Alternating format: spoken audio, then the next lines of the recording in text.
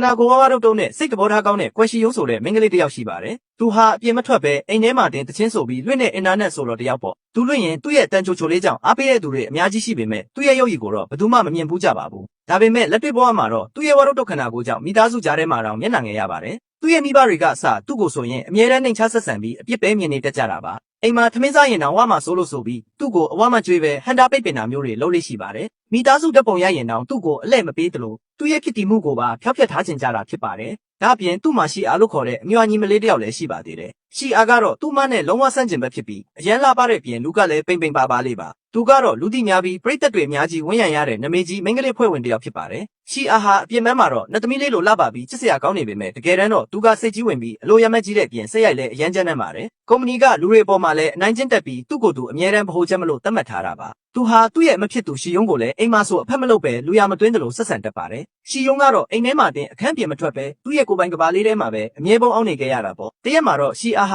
ာရိုက်ကူးရေးတစ်ခုမှာပါဝင်ဖို့ဖြစ်လာခဲ့ပါတယ်။ဒါပေမဲ့ရိုက်ကူးရေးအတွင်းမှာရှီအားဟာစိတ်ကြိုက်မဖြစ်တာကြောင့်ဝန်ထမ်းတွေကိုစိတ်ဆိုးမှန်ဆိုးနဲ့ရန်လုပ်ပါတော့တယ်။အဲ့ဒီနောက်မှာတော့သူဟာစိတ်တိုတိုနဲ့ရိုက်ကူးရေးခွင့်ရဲကနေမောက်မာစွာထွက်ခွာသွားခဲ့ပါတယ်။တစ်ဖက်မှာလည်းအိမ်မှာကြံခဲ့တဲ့ရှီယုံဟာသူ့ရဲ့ခန်းထဲမှာဝေးကြဖို့အတွက်နေလက်မျိုးစုံနဲ့စူးစမ်းနေရရှာပါတယ်။ဒါပေမဲ့ဝေးချရတာကသူ့အတွက်တော့တကယ့်ကိုခံရခက်တဲ့ညှဉ်းပန်းနှိပ်စက်မှုတစ်ခုလိုဖြစ်နေခဲ့တာပါ။ညဘက်အိမ်ပြန်ရောက်လာတဲ့ရှီအားဟာရှီယုံကိုမြင်တာနဲ့အကြောင်းမရှိအကြောင်းရှာပြီးထပ်မံနှိမ်ချအောင်ဟစ်ပါတော့တယ်။ရှီယုံလည်းအမြဲတမ်းအနိုင်ကျင့်ခံနေရတာကိုမခံမရနိုင်ဖြစ်ပြီးရှီအားကိုပြန်လဲစကားများရန်ဖြစ်ခဲ့ကြပါတယ်။ညီမနှစ်ယောက်ဟာအပြန်လန်ဆမင်ဆွဲပြီးတယောက်နဲ့တယောက်အပြင်းထန်ရန်ဖြစ်ကြတဲ့အထိအခြေအနေတွေဆိုးရွားသွားခဲ့ပါတယ်။နောက်တစ်နေ့ကျောင်းတက်ရက်မှာတော့ရှီယုံဟာကျောင်းကိုအမြဲလိုစိတ်ညစ်ညူးစွာနဲ့ပဲသွားခဲ့ရပါတယ်။ဘာလို့လဲဆိုတော့ကျောင်းမှာလည်းသူ့ရဲ့ရုပ်ရည်နဲ့ခန္ဓာကိုယ်ကြောင့်သူငယ်ချင်းတွေရဲ့ဝိုင်းဝန်းလောင်ပြောင်အနိုင်ကျင့်ခြင်းကိုခံနေရလို့ပါ။ကျောင်းကကောင်မလေးတွေကသူ့ကိုဝမ်းမလို့ခေါ်ပြီးအမြဲတမ်းနှောက်ယှက်ပစ်ပယ်ထားကြပါတယ်။တရက်မှာတော့ရှီယုံဟာသူ့ရှိုးဝတ်သဘောကျနေရတဲ့ကျောင်းကနမေကြီးကောင်လေးတစ်ယောက်ရဲ့စားပွဲခုံမှာလက်ဆောင်ပူးလေးတစ်ခုသွားထားခဲ့ပါတယ်။ဒါပေမဲ့ကန်ဆိုးစွာနဲ့ပဲအဲ့ဒီလက်ဆောင်ပူးကိုကျောင်းကတမ်ဖော်တွေကတွေ့သွားပြီးလူပုံလယ်မှာဖွင့်ဖက်လိုက်ကြပါတယ်။အားလုံးကရှီယုံကိုယူးကြောင်ကြောင်နိုင်လာကြည်လားဆိုပြီးလူတော်မတော်အောင်ဝိုင်းလောင်ကြပါတော့တယ်။ရှီယုံဟာအရန်ကိုရှက်တုံးကြောက်တုံးဖြစ်ပြီးအတန်းထဲကနေမိုးယိုကထွက်ပြေးခဲ့ရရှာပါတယ်။တစ်ဖက်မှာလည်းနမေကြီးဖြစ်တဲ့ရှီအားဟာလုပ်ငန်းခွင်မှာအဆင်မပြေမှုတွေနဲ့ရင်ဆိုင်နေရပါတယ်။သူဟာအဖွဲ့တွေကတခြားဖွဲ့ဝင်တွေနဲ့လည်းအဆင်မပြေပဲအမြဲတမ်းစကားများရန်ဖြစ်နေတတ်တာပါ။စပွန်ဆာတွေနဲ့ဒါရိုက်တာတွေကလည်းရှီအားရဲ့စရိုက်ဆိုးမှုကိုမခံနိုင်တော့ပဲသူ့ကိုနားလည်ပေးဖို့ညှင်းဆန်လာကြပါတယ်။အလုပ်တွေအဆင်မပြေလို့ရှီအားဟ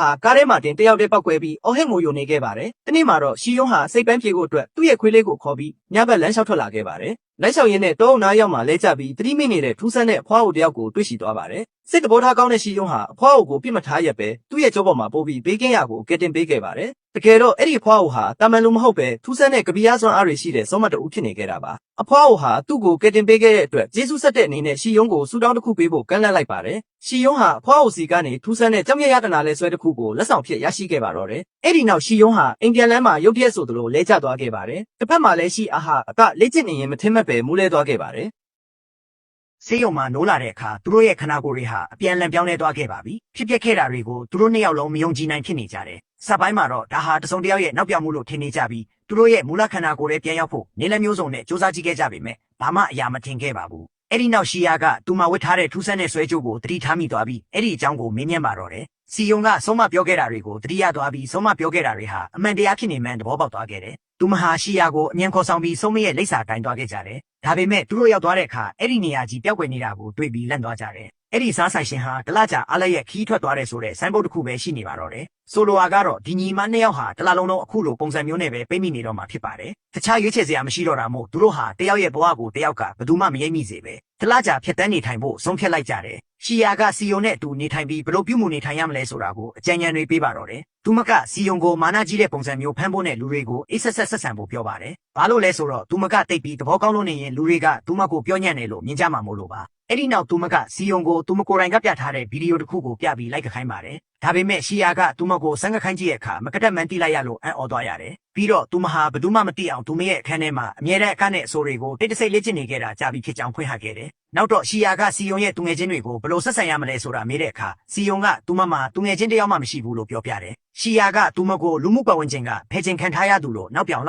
ိုက်ပါသေးတယ်။သူတို့နှစ်ယောက်အတူတူအိမ်ပြန်ရောက်တဲ့အခါမိဘတွေကအံ့ဩသွားကြတယ်။ဘာလို့လဲဆိုတော့ဒီညီမနှစ်ယောက်သူငယ်ချင်းတွေလို့စကားပြောနေတာကိုသူတို့တခါမှမမြင်ဘူးခဲ့လို့ပါ။ညီမနှစ်ယောက်ဟာအဝတ်လက်ခန်းထဲကိုဝင်သွားပြီးအဝတ်စားတွေရွေးချယ်ဖို့အပြန်လန်ကူညီပေးကြတယ်။သူတို့ဟာဖုန်းတွေကိုလည်းအပြန်လန်လဲလှယ်လိုက်ကြတယ်။ရုတ်တရက်ရှီယာရဲ့ဖုန်းမြည်လာပြီးစီယုံမှာဖြေဆိုယုံမှတပါအခြားရေးချယ်စရာမရှိတော့ပါဘူး။ဘာလို့လဲဆိုတော့အခုသူမဟာရှီယာရဲ့ခန္ဓာကိုယ်ထဲရောက်နေလို့ပါ။အဲ့ဒါဟာရှီယာရဲ့မန်နေဂျာဖြစ်ပြီး ကြော်ညာရိုက်ကူးရေးရှိတာကြောင့်လာခဲ့ဖို့ပြောတာဖြစ်ပါတယ်ရှီယာကစီယုံကိုမသွားရင်အလုပ်ပြောလိုက်မယ်လို့ပြောလိုက်တာကြောင့်စီယုံဟာသူမရဲ့ညီမခန္ဓာကိုယ်နဲ့တွားခဲ့ရပါတော့တယ်အဲ့ဒီနေရာမှာသူမဟာမိတ်ကပ်ပြင်ဆင်ပြီးမှန်တဲ့ကမိမိကိုယ်ကိုပြန်ကြည့်ရင်ပျော်ရွှင်မှုကိုခံစားလိုက်ရတယ်ဘာလို့လဲဆိုတော့ဒါဟာသူမရဲ့ဘဝတက်တန်းတစ်လျှောက်မှာသူမကိုယ်သူမလာပါတယ်လို့ပထမဆုံးချိန်ခံစားမိလို့ဖြစ်ပါတယ်သူမဘေးပတ်ဝန်းကျင်ကလူတိုင်းကလည်းသူမကိုကျင်ကျင်နာနာဆက်ဆံကြပြီးဝါရာကြောင့်ဘယ်သူမှလောင်ပြောင်အနိုင်ကျင့်ခြင်းမပြုကြပါဘူးတစ်ချိန်တည်းမှာပဲရှီယာကစီယုံရဲ့ဘဝအတိုင်းစတင်နေထိုင်ပြီးသူမကိုစားကြောင်းတက်ဖို့သွားခဲ့ပါတယ်အဲ့ဒီကြောင်းမှာသူမဟာကျွန်းနဲ့သူငယ်ချင်းတွေကိုတွေ့ခဲ့ပြီးသူတို့ကသူမရဲ့ရုပ်ရည်ကိုချက်ချင်းပဲလောင်ပြောင်တယောကြပါတော့တယ်ရှီယာဟာ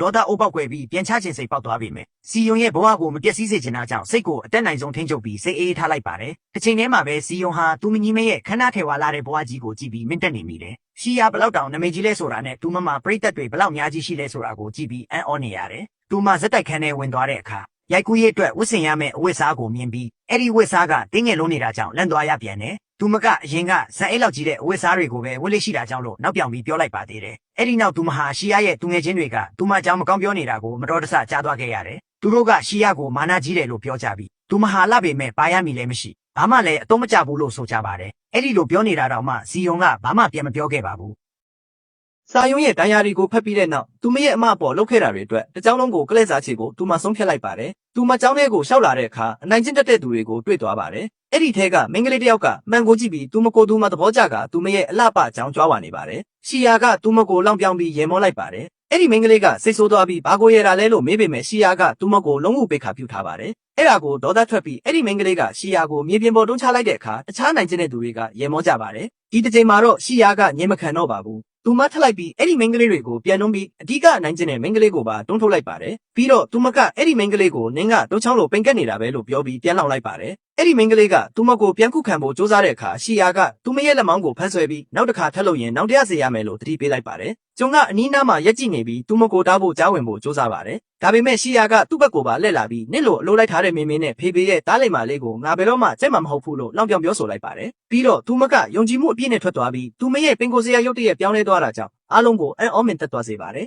ရှီယာကအရင်လိုကြောက်တတ်တဲ့သူမဟုတ်တော့ပါဘူးသူမကရဲရင်ပြီးဘာကိုမှမကြောက်ပဲတခြားသူတွေဘာထင်ထင်ကြည့်မဆိုင်တော့ပါဘူးတစ်ချိန်တည်းမှာပဲဆောင်းကတယောက်တည်းထိုင်ပြီးသူ့ဖုန်းရဲ့ကရှီယာရဲ့ဓာတ်ပုံတွေကိုကြည့်နေပြီးသူမကိုတိတိတာတာလွှမ်းဆွနေပါတယ်သူကသူမစီကိုတွေးဖို့တောင်းဆိုတဲ့ message တွေပို့လိုက်ပါတယ်စာယုံကအဲ့ဓာတွေကိုမြင်တဲ့အခါအလွန်ဝမ်းသာသွားပြီးခေါင်းမိုးထက်မှသူ့ကိုသွားတွေ့ပါတယ်ဒီတစ်ချိန်မှာတော့ဆောင်းကသူ့ရဲ့ချစ်ကိုဖွင့်ပြောလိုက်ပါတယ်သူမရဲ့ရုပ်ရည်ကြောင့်ပဲကြိုက်တာလို့လူတွေထင်ကြမှာဆိုလို့အစပိုင်းမှာတော့နီးကပ်ဖို့ကြောက်ခဲ့တယ်လို့သူကသူ့မကိုပြောပါတယ်ဒါပေမဲ့အခုတော့သူမရဲ့ပင်ကိုစရိုက်နဲ့လှပတဲ့အတန်ကိုချစ်တာလို့သူကပြောပါတယ်စာယုံကပျော်ရွှင်မှုတွေနဲ့ပြည့်နေနေရင်မဲ့သူမကသူမကြီးမရဲ့ခန္ဓာကိုယ်ထဲမှာရှိနေသေးတာကြောင့်တွတ်ဆုံနေမိပါတယ်ဒါပေမဲ့သူမစိတ်ကိုစက်မထိန်နိုင်တော့ပဲသူမလဲသူ့ကိုသဘောကျပြီးသူ့အပေါ်ခံစားချက်တွေရှိနေရဲ့လို့ဖွင့်ပြောလိုက်ပါတယ်သူတို့နှစ်ယောက်ကအလုပ်ပြီးရင်ယိုမန်တဆန်နဲ့ချင်းတွေ့မှုတစ်ခုအတွက်တွေ့ဖို့သဘောတူလိုက်ကြပါတယ်ဒါပေမဲ့ရှီယာရဲ့သူငယ်ချင်းကသူတို့နောက်ွယ်မှာတိတ်တဆိတ်ရက်နေပြီးသူတို့မသိအောင်ဓာတ်ပုံတွေရိုက်နေပါတယ်တစ်ဖက်မှာတော့ရှီယာကအိမ်မှာစားတာကလွဲလို့ဘာမှလုပ်စရာမရှိရဲဖြစ်နေပါတယ်ပြင်းလာတာကြောင့်သူမပြင်ထွက်ပြီးလမ်းလျှောက်ဖို့ဆုံးဖြတ်လိုက်ပါတယ်သူမကဆုံးမရဲ့အိမ်ကိုသွားခဲ့ရင်မဲ့ဆုံးမကတော့အားလက်ရဲ့ခီးထွက်နေတော့မှာပဲ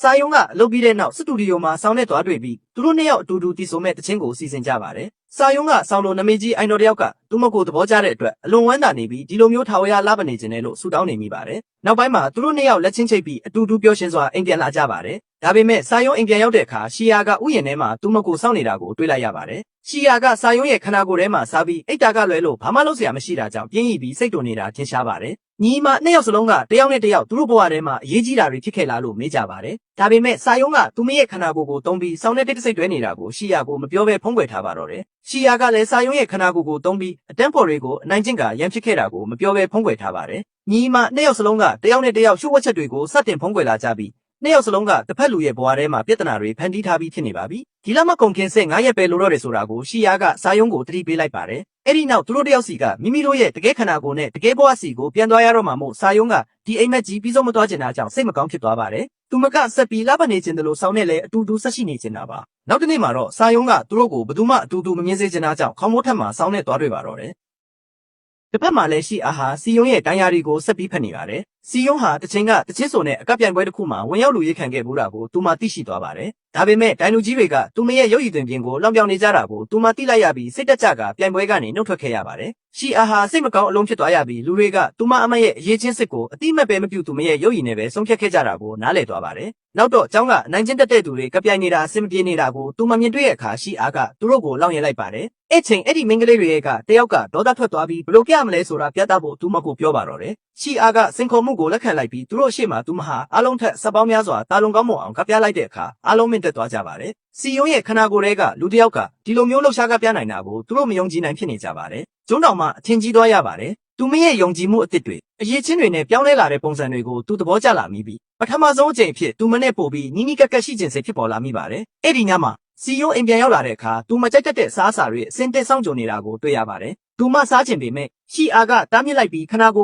အပြည့်စီမခံဖို့ပြောပါတယ်။စီယုံဟာရှီအာတယောက်သူမရဲ့ဒိုင်ယာရီကိုဖတ်ကြည့်ထားမှန်းသိလိုက်ရလို့လန့်သွားပြီးရှီအာကသူမရဲ့ပုဂ္ဂိုလ်ရေးဆိုင်ရာကိုကျူးကျော်ခဲ့တဲ့အတွက်ဒေါသထွက်ပြီးညီမနှစ်ယောက်ရန်ဖြစ်ကြပါတော့တယ်။ပြီးမှသူတို့ရဲ့ခနာကိုယ်တွေကအပြန်လန်ပြောင်းလဲနေတော့မဲဆိုတာကိုသတိရသွားကြတာကြောင့်တစ်ဖက်လူကိုနာကျင်စေဖို့အတွက်မိမိကိုယ်ပိုင်ခနာကိုယ်ကိုပဲပြန်ပြီးရိုက်လိုက်ကြပါတော့တယ်။အဲ့ဒီလိုရေစရာကောင်းတဲ့ရန်ပွဲအပြီးမှာတော့စီယုံဟာသူမမှာကြန့်ရှိနေသေးတဲ့ဆက်9ရက်တာချင်းကိုအကောင်းဆုံးအသုံးချဖို့ဆုံးဖြတ်လိုက်ပါတယ်။သူမလှုပ်ချင်တာမှန်သမျှအကုန်လုပ်ဖို့နဲ့စောင်းနေပို့ပြီးညီးဆက်အောင်လုပ်ဖို့စီစဉ်ပါတော့တယ်။နောက်တစ်နေ့မှာတော့သူတို့နှစ်ယောက်ကြောင်ညာတစ်ခုကိုအတူတူထပ်မံရိုက်ကူးခဲ့ကြပါတယ်။အဲ့ဒီနောက်စီယုံနဲ့ဆောင်းတို့ဟာသူတို့ရဲ့တွဲဖက်သချင်းအတွက်တချင်းစာသားရေးဖို့စတူဒီယိုမှာကြံရစ်ခဲ့ကြပါတယ်။ဆောင်းကသူမတချင်းဆိုခဲ့တဲ့ရေဒီယိုစီစဉ်ကိုတကယ်တမ်းလက်ကြည့်နေခဲ့တာကိုသိရလို့စီယုံအံ့ဩသွားရပါတယ်။သူကအဲ့ဒီရှိုးဝက်ဆန်းကျဲတဲ့မင်းကလေးရဲ့အတန်ကိုသဘောကျကြောင်းသူမကိုပြောပြပါတယ်။ဒါပေမဲ့သူမကကင်မရာကိုတခါမှမဖွင့်ခဲ့တဲ့အတွက်သူမဘလို့ပုံစံရှိလဲဆိုတာသူလုံးဝမသိပါဘူး။စီယုံကအဲ့ဒီမင်းကလေးဟာသူမကိုယ်တိုင်ဖြစ်ကြောင်းပြောပြခြင်းပေမဲ့အလွန်ပဲကြောက်ရွံ့နေမိပါတယ်။တစ်ချိန်တည်းမှာပဲရှီအာဟာအိမ်မှာစီယုံရဲ့ laptop ကိုသုံးရင်းသူမရဲ့ live stream program ကိုဖွင့်လိုက်မိပါတယ်။သူမမသိလိုက်ပဲကင်မရာပွင့်ရက်သားနဲ့တိုက်ရိုက် live stream ခြင်းကိုမတော်တဆစတင်လိုက်မိပါတယ်။စီယုံရဲ့ဖန်တွေအားလုံးဟာသူမရဲ့ရုပ်စစ်အမှန်ကိုရုတ်တရက်မြင်တွေ့သွားကြပါတယ်။သူတို့ကချက်ချင်းဆိုသလိုပဲသူမဝနေတာကိုလောင်ပြောင်ကြပြီးရက်ဆက်တဲ့ comment တွေနဲ့ live ထဲမှာအပြည့်ရေးသားကြပါတော့တယ်။ရှီအာလမ်းဖြတ်သွားပြီးကင်မရာကိုပိတ်ဖို့ကြိုးစားပေမဲ့ပိတ်လို့မရခဲ့ပါဘူး။စီယုံအိမ်ပြန်ရောက်လာပြီးဘာဖြစ်ခဲ့လဲဆိုတာသိလိုက်ရတဲ့အခါသူမစိတ်နှလုံးကြေကွဲသွားရပါတယ်။သူမအခန်းထဲကိုပြေးဝင်သွားပြီးငိုကြွေးပါတော့တယ်။ဆောင်းဟာသူမရဲ့ရုပ်စစ်ကိုမြင်သွားပြီဖြစ်လို့သူမကိုမုန်းတီးသွားလိမ့်မယ်လို့သူမခိုင်မာယုံကြည်နေပါတယ်။လက်ဆွဲကိုကင်ထားရင်သူမမြင်ခဲ့တာတွေကိုအားလုံးမပြောက်ပေးဖို့ဆူတောင်းလိုက်ပြီးထို့နောက်သူမဟာပင်ပန်းနှွမ်းနယ်မှုနဲ့စိတ်တန်ရာတွေကြောင့်ငိုရင်အိပ်ပျော်သွားပါတော့တယ်။နောက်တစ်နေ့မနက်မှာတော့သူမနိုးလာပြီးတိုက်ရိုက်လင့်ခဲ့တဲ့ဗီဒီယိုမှတ်တမ်းတွေအကုန်ဖြည့်ဆည်းခြင်းခံလိုက်ရတာကိုသိရှိသွားပါတယ်။ဘာဖြစ်ခဲ့လဲဆိုတာကိုအားလုံးကမေ့သွားကြပါပြီ။သူမအိမ်မက်မက်နေတာနေမှာပါလို့တွေးမိပေမဲ့ထိုလက်ဆွဲကသူမရဲ့ဆူတောင်းကိုပြေဝစေခဲ့တာကိုသတိပြုမိသွားပါတယ်။နောက်ပိုင်းအလုပ်ခွင်ထဲမှာတေချာစေဖို့သူမထပ်မံဆန်းသက်ကြည့်ပါတယ်။သူမရဲ့သူငယ်ချင်းဝတ်စားတွေစုပ်ပြဲသွားပါစေလို့ဆူတောင်းလိုက်ရတကယ်ပဲဖြစ်လာခဲ့ပါတယ်။ထို့နောက်အစားအစာတစ်ခုခုကိုဆူတောင်းလိုက်ရမိနစ်ပိုင်းကြာမှာပဲသူမရဲ့မန်နေဂျာကအဲ့ဒီစားစာကိုကွက်တိတင်ဆောင်လာခဲ့ပါတယ်။စီယုံဟာသူမဆူတောင်းသမျှအကုန်ပြည့်နေတာကိုသိရလို့ဝမ်းသာပီတိဖြစ်သွားရပါတယ်။ဆောင်းကလေးဖြိုပြင်းနေရင်တချင်းစာသားတွေကိုမေ့သွားခဲ့တယ်။စီယုံဟာဆွဲကြိုးကိုလန့်ဖမ်းဖို့အပြေးလွှားသွားခဲ့ပြီးသူ့ကိုတချင်းကောင်းကောင်းမွန်မွန်တီးဆိုနိုင်ဖို့ဆူတောင်းပေးခဲ့တယ်။ဆူတောင်းကတကယ်ဖြစ်လာခဲ့တယ်။ဒါပေမဲ့ဆွဲကြိုးရဲ့ကြောက်စရာကောင်းတဲ့တံမိုးကိုသူမသိရှိသွားခဲ့ပါတယ်။သူမနဲ့နီးစပ်သူတယောက်နဲ့ပတ်သက်ပြီးဆူတောင်းလိုက်တိုင်းအဲ့ဒီလူဟာနောက်ပိုင်းမှာကြီးကိုက်နာခြင်းမှုတွေကြုံတွေ့ရတတ်တယ်ဆိုတာပါပဲ။မကြခင်မှာပဲဆောင်းဟာသူ့ရဲ့တချင်းတစ်အတွက်တချင်းစာသားတွေကိုခိုးယူခဲ့ရဆိုတဲ့သတင်းတွေပြန့်နှံ့သွားပြီးလိန်လေသူတယောက်ဖြစ်ဖော်ထုတ်ခံခဲ့ရတယ်။ဆောင်းဟာအဲ့ဒီသတင်းကောင်းကြီးပိုင်းတွေကိုမြင်လိုက်ရတဲ့အခါသူ့ကိုယ်သူစတူဒီယိုထဲမှာပိတ်လောင်ထားခဲ့တယ်။စီယုံကသူ့စီစာတွေစက်တိုက်ပို့နေပေမဲ့သူကပြန်မဖြစ်ခဲ့ဘူး။ဒါကြောင့်သူမကိုယ်တိုင်သူ့စီသွားတွေ့ခဲ့တယ်။သူမကသူ့ကိုဖတ်ထားပြီးနှစ်သိမ့်ပေးဖို့စ조사ခဲ့တယ်။ဆောင်းကသူမကိုအနားယူဖို့စဉ်းစားနေတဲ့အကြောင်းပြောပြပေမဲ့စီယုံကသူ့ကိုသူ့မှာအရေးချင်းရှိလို့ဆက်လျှောက်ရမယ်လို့ပြောပြီးလူတွေပြောတာကိုနားမယောင်တင်ဘူးလို့ပြောခဲ့တယ်။အဲ့ဒီနောက်သူမကသူနဲ့အတူတချင်းစဆိုခဲ့ပြီးသူတို့အတူတူပြင်ဆင်နေတဲ့နှစ်ယောက်တွဲတချင်းကိုလေ့ကျင့်ဖို့ကူညီပေးခဲ့တယ်။သူတို့ဆိုလို့ပြီးသွားတဲ့အခါဆောင်းကသူမကိုကျေးဇူးတင်ခဲ့ပြီးသူ့ဘဝထဲမှာသူမရှိနေပေးတာဘလောက်တောင်ပြောဖို့ကောင်းလဲဆိုတာသဘောပေါက်သွားခဲ့တယ်။တစ်ဖက်မှာလည်းကျောင်းမှာတော့ရှီယာဟာစီယုံကိုအရင်ကအနိုင်ကျင့်ခဲ့သူတွေနဲ့ထိတိုက်တွေ့ခဲ့တယ်။သူတို့ကသူမကိုကကွက်တွေတင်ပေးဖို့တောင်းဆိုကြပြီးသူမကိုနောက်တစ်ခါဘယ်တော့မှအနိုင်မကျင့်တော့ပါဘူးလို့ကတိပေးခဲ့ကြတယ်။ရှီယာကသဘောကျပြီးသူတို့ကိုအကအလုပ်ရှားတွေစတင်တင်ကြားပေးခဲ့တယ်။ရက်တွေကုန်လွန်လာတာနဲ့အမျှနောက်ဆုံးတော့လက်ကုံပိုင်းကိုရောက်ရှိလာခဲ့ပြီးရှီယာဟာရင်ခုန်စိတ်လှုပ်ရှားနေခဲ့တယ်။ဘာလို့လဲဆိုတော့သူမဟာသူမရဲ့ခနာကိုယ်စစ်အမှန်ကိုနောက်ဆုံးမှပြန်ရတော့မယ်လို့ယုံကြည်နေလို့ပဲ။စီယုံဟာသူမရဲ့အမနဲ့အတူဆုံးမရဲ့အိမ်ကိုသွားခဲ့ရမယ်ဆုံးမကအဝေးကိုရောက်နေတော့မယ်ဖြစ်နေတယ်။ဆွဲကြိုးကိုကင်ထားရင်စီယုံကသူမရဲ့မူလခနာကိုယ်စီကိုအခုချက်ချင်းပြန်မသွားပါရစေနဲ့ဦးလို့တိတ်တဆိတ်ဆူတောင်းနေမိခဲ့တယ်။အနည်းဆုံးတော့စောင်းနဲ့နှစ်ယောက်တွဲတချင်းဆိုလို့မပြီးမချင်းပေါ့။သူမအမြဲတမ်းလိုချင်ခဲ့တဲ့အိမ်မက်လိုဘဝလေးကိုနောက်ထပ်နည်းနည်းလောက်ပို့ပြီးဆွဲဆန့်ထားခြင်းခဲ့တာပါ။နောက်တစ်နေ့ကျောင်းမှာတော့ ကျွန်ဟာရှီယာနဲ့ပိုနီးဆက်အောင်စူးစမ်းပြီးစကားပြောဖို့လုပ်ခဲ့တယ်မဲ့သူမကသူ့ကိုအေးဆက်ဆက်ပဲတွန်းဖယ်ခဲ့ပြီးသူမနဲ့ဝေးဝေးမှနေဖို့ပြောခဲ့တယ်ကြောင်းစင်ပြီးနောက်ရှီယာအိမ်ပြန်လမ်းမှာစားတော့ဆိုင်တစ်ခုကနေအစားတောင်းနှံရလို့သူမထဲဝင်သွားပြီးသူမစားချင်တာမှန်သမျှကိုအကုန်စားခဲ့တယ်ဒါပေမဲ့စားနေရင်းနဲ့ပဲသူမပြည့်ရှိတယ်လို့ခန်းစားလာရတယ်သူမဟာအရင်ကစီယုံကိုကိုထိန်းချုပ်နိုင်စွမ်းမရှိဘူးဆိုပြီးဘလို့လောက်ပြောင်းခဲ့ဘူးလဲဆိုတာကိုပြန်တတိယသွားတယ်ဒါပေမဲ့အခုသူမကိုယ်တိုင်စီယုံရဲ့ခန္ဓာကိုယ်ထဲမှာနေထိုင်နေရတဲ့အချိန်မှာတော့သူမဟာအဲ့ဒီအတိုင်းထပ်တူထက်မြလှုပ်ဆောင်နေမိတာပဲဖြစ်တယ်အဲ့ဒီအချိန်မှာပဲစောင်းဟာနောက်ဆုံးမှာတော့သူနှိမ့်မြုပ်နေခဲ့တဲ့စိတ်တကြမှုတွေထဲကနေရုံထွက်ဖို့ဆုံးဖြတ်လိုက်ပြီဖြစ်တယ်သူကစီယုံစီဖုံးဆက်ပြီးသူမရဲ့အကြံဉာဏ်ကိုလိုက်နာဖို့နဲ့တချင်းဆက်ဆိုသွားဖို့ဆုံးဖြတ်လိုက်ပြီဖြစ်ကြောင်းပြောပြခဲ့တယ်သူကသတင်းစာရှင်းလင်းပွဲတစ်ခုပြုလုပ်ပြီးသူ့ပေါ်နားလည်မှုလွဲခဲ့ကြတာဖြစ်ကြောင်းနဲ့အဲ့ဒီနမိတဲ့သတင်းဟာအလုံးနားလည်မှုလွဲမှားခြင်းတာဖြစ်ကြောင်းရှင်းပြခဲ့တယ်ဒါပေမဲ့မကြခင်မှာပဲသူနဲ့စီယုံတွဲနေတဲ့တပ်ပုံတွေဟာအွန်လိုင်းပေါ်မှာစတင်ပြန့်နှံ့လာခဲ့တယ်လူတိုင်းကအဲ့ဒါကိုမြင်သွားကြပြီးသတင်းထောက်တွေကလည်းသူတို့နှစ်ယောက်ရဲ့ပတ်သက်မှုတဘာဝကိုစတင်မေးမြန်းလာကြတယ်။စောင်းကဖြေဆိုဖို့ညှဉ်းဆန်ခဲ့ပြီးထွက်ခွာသွားခဲ့တယ်။ရှီယာကဘာဖြစ်သွားလဲဆိုတာသိလိုက်ရတဲ့အခါသူမဒေါသကြီးကျယ်ထွက်ပြီးစီယုံကိုစတင်အောင်ဟစ်တော်တယ်။စောင်းလိုပြဿနာများတဲ့သူနဲ့ပတ်သက်မိလို့လူတိုင်းရဲ့ရှေ့မှာသူမရဲ့ပုံရိပ်ကိုဖျက်ဆီးပစ်တယ်ဆိုပြီးဆွဆွဲခဲ့တယ်။ဒါပေမဲ့စီယုံကသူ့ဘက်ကနေကာကွယ်ပြောဆိုခဲ့ပြီးစောင်းကကျင်နာတတ်သူတယောက်ဖြစ်ကြောင်းနဲ့သူမသူ့ကိုချစ်ကြောင်းပြောခဲ့တယ်။ရှီယာကသူမကိုလောင်ရဲပြီးသူမကိုသူမလှည့်စားနေတာလို့ပြောခဲ့တယ်။တကယ်လို့စောင်းတာအမှန်တရားကိုသိသွားရင်သူမကိုချက်ချင်းထားခဲ့လိမ့်မယ်လို့ပြောလိုက်ပါတယ်။အဲ့ဒီနောက်ညီမနှစ်ယောက်အငင်းပွားနေကြတော့စောင်းကရုတ်တရက်ရောက်လာပြီးစီယုံဘက်ကနေကာကွယ်ပေးခဲ့ပါတယ်။ရှီအာကိုမနာလိုဖြစ်နေတဲ့နောက်ထပ်ဖန်တယောက်လို့အထင်မှားပြီးသူမကိုမြေပြင်ပေါ်တွန်းချလိုက်တယ်။အဲ့ဒီမှာလဲကျနေတဲ့မိန်းကလေးဟာတကယ်တော့ရှီအာအစ်အမှန်ဖြစ်နေမှန်းသူလုံးဝမသိရှာဘူး။စီယုံကဖြစ်ပျက်သွားတဲ့အခြေအနေကြောင့်အံ့အားသင့်သွားရပါတယ်။အဲ့ဒီအချိန်မှာပဲသူမဟာနာကျင်စရာကောင်းတဲ့အမှန်တရားကိုသဘောပေါက်သွားခဲ့ပြီးတကယ်လို့သူမရဲ့မူလပုံစံအမှန်ကိုသာသိသွားရင်စောင်းကသူမကိုဘယ်တော့မှချစ်မှာမဟုတ်ဘူး။အခုသူချစ်နေတဲ့မျက်နှာလေးရဲ့နောက်ွယ်မှာဝါရုတ်တုတ်မိန်းကလေးရှိနေမှန်းသိရင်သူကသူမကိုလက်တောင်ကြည့်မှာမဟုတ်ပါဘူး။စီယုံကတစ်ချိန်လုံးထင်အောင်ထင်မှာကဘာထဲမှာရှင်းတန်နေခဲ့ရတာကိုသိသွားပြီးစိတ်ပြက်လက်ပြက်ငိုကြွေးပါတော့တယ်။အိမ်ပြန်ရောက်တဲ့အခါဆွဲကြိုးကိုယူလိုက်ပြီးဘာပဲဖြစ်ဖြစ်ဆုံးမစီသွားဖို့ဆုံးဖြတ်လိုက်တယ်။သူမရဲ့မူလခန္ဓာကိုယ်စီပြန်သွားရမယ်ဆိုပြီးကိုရောက်တဲ့အခါဆုံးမကြီးတည်ဆုံးသွားပြီးသူမရဲ့သမီးကအစားထိုးနေရယူထားတာကိုသိလိုက်ရလို့လန့်သွားပါတယ်။ပြီးတော့စီယုံကအကြောင်းစုံကိုပြောပြပြီးပုံမှန်တိုင်းပြန်ဖြစ်ဖို့ဘာလို့ရမလဲလို့မေးခဲ့ပါတယ်။နေ့ရဲ့မူလခန္ဓာကိုယ်စီပြန်သွားနိုင်မယ်တခုတည်းသောနေလန်းကဆွဲကြိုးကိုစုပ်ကင်ပြီးပြန်သွားခြင်းပါလေလို့နှလုံးသားထဲကနေတကယ်နှစ်ကာဆူတောင်းဖို့ပဲအဲ့ဒီလိုဆူတောင်းပြသွားရင်တော့ဆွဲကြိုးကပျောက်ကွယ်သွားလိမ့်မယ်လို့ပြောလိုက်ပါတယ်။စီယုံကပြန်လာပြီးသူမတိခဲ့ရသမျှအရာအလုံးကိုရှီအာကိုပြောပြလိုက်တယ်။ရှီအာကနောက်ဆုံးမှာသူမရဲ့ခန္ဓာကိုယ်စစ်ကိုပြန်ရတော့မှာမို့လို့အတိုင်းထက်အလွန်ဝမ်းသာသွားနေတဲ့အချိန်စီယုံကဆွဲကြိုးကိုပြုတ်ကြံခဲ့မှန်းတတိထားမိသွားပါတယ်။ညီမနှစ်ယောက်လုံးနေရာအနှံ့လိုက်ရှာကြပြီးနောက်ဆုံးမှာတော့ပြန်တွေ့သွားခဲ့ပါတယ်။ဒါပေမဲ့အဲ့ဒီနောက်မှာရှီအာရဲ့ဖန်တွေကသူမကိုမြင်သွားပြီးဝိုင်းုံကအတူတူဓာတ်ပုံရိုက်ဖို့အတင်းကျပ်လုပ်ကြပြန်ရောညီမနှစ်ယောက်လည်းမနေယုံထွက်လွတ်မြောက်ခဲ့ရပါတယ်။သူတို့ရေမောပြီးထွက်ပြေးရင်ငယ်ဘဝအမတ်တရားတွေကိုသတိရလာကြပြီးသူတို့ငယ်ငယ်တုန်းကအခုလိုမျိုးအတူတူပြေးလွှာအတူတူဆော့ကစားပြီးရေမောခဲ့ကြတာတွေကိုပြန်တွေးမိသွားကြတယ်။အတော်ကြာမှပထမဆုံးအချိန်ဖြစ်သူတို့နှစ်ယောက်အတူရှိနေရတာကိုတကယ်ပဲပျော်ရွှင်နေကြတာပါ။သူတို့ပို့ပြီးရင်းနှီးသွားကြပြီးညီမအရင်ချာတွေလိုအချိန်တွေကိုအတူတူဖြတ်တန်းခဲ့ကြပါတယ်။နောက်တော့စီယုံကခနာကိုစစ်ထဲမဝင်ခင်နောက်ဆုံးအချိန်နှုတ်ဆက်ဖို့အတွက်စောင်းစီကိုသွားတွေ့ခဲ့တယ်။အကယ်၍သူမရုတ်တရက်ပြောင်းလဲသွားရင်တောင်စိတ်မဆိုးဖို့သူမကတောင်းဆိုခဲ့တယ်။စောင်းကသူမကိုဖတ်ထားပြီးသူမပေါ်ဘယ်တော့မှစိတ်မဆိုးနိုင်ပါဘူးလို့ပြောရှာတယ်။အဲ့ဒီညမှာပဲစီယုံနဲ့ရှီအာတို့ဆွဲကြိုးကိုအတူတူဆုပ်ကင်ပြီးသူတို့ရဲ့ခနာကိုစစ်တွေစီပြန်ရောက်ပါရစေလို့ဆုတောင်းခဲ့ကြတယ်။ဒါပေမဲ့နောက်တနေ့မနက်အိပ်ရာနိုးတဲ့အခါဘာမှပြောင်းလဲမလာခဲ့ဘူး။သူတို့ကတယောက်ခနာကိုယ်တည်းတယောက်ရှိနေတော့မယ်အတိတ်ပဲကတော့သူတို့နှစ်ယောက်လုံးနှလုံးသားထဲကနေတကယ်နှစ်ကာပြန်သွားခြင်းစိတ်မရှိခဲ့ကြလို့ပဲဒါကြောင့်သူတို့လည်းအတင်းကျပ်မလုပ်တော့ပဲတယောက်ရဲ့ဘဝကိုတယောက်ဒီတိုင်းပဲဆက်ပြီးရှင်းတန်းနေထိုင်ဖို့ဆုံးဖြတ်လိုက်ကြတယ်